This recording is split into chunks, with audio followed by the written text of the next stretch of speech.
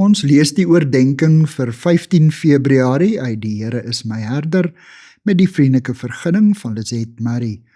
Die opskrif vandag is 'n klaaglied vir 'n vyand. Die teksvers kom uit 2 Samuel 1 vers 19 en 23. Jou trots, Israel, op jou hoogtes lê dit verslaan. Hoe het die helde geval? Saul en Jonathan, geliefde en beminde mense, in lewe en sterwe nie geskei nie.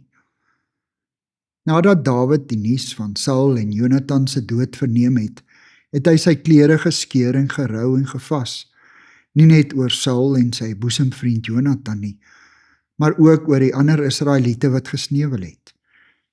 'n Mens sou dink dat Dawid verlig sou wees dat Saul uiteindelik dood is. Hy was nou 'n vry man. Sy dae as voortvlugtige was verby, en sy pad na die koningstroon het oop voor hom gelê. In 'n moderne Hollywood-film sou die dood van 'n diktator en moordenaar waarskynlik tot feesvreugde gelei het.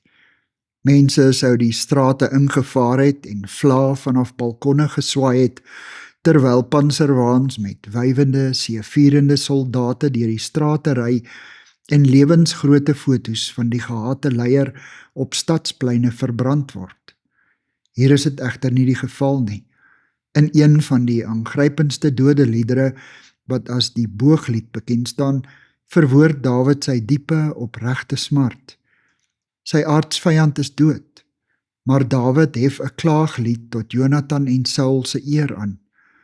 Nêrens in die Bybel word daarna verwys dat Dawid Saul gehaat het of verwens het nie. In Dawid se oë was Saul die gesalfde van die Here. Daarvoor het hy hom gerespekteer. Hy het nooit sy hand in vergelding teen hom gelig nie. God vra ook van ons om ons vyande lief te hê. Die wraak kom hom toe. Here, help my om my vyande lief te hê. Amen. Dankie vir die saamkuier. Ek deel Lizette se kontakbesonderhede in die inligtingsparagraaf van die kanaal. Daar is ook skakels na voorlesings van Lizette se ander publikasies wat hier beskikbaar is.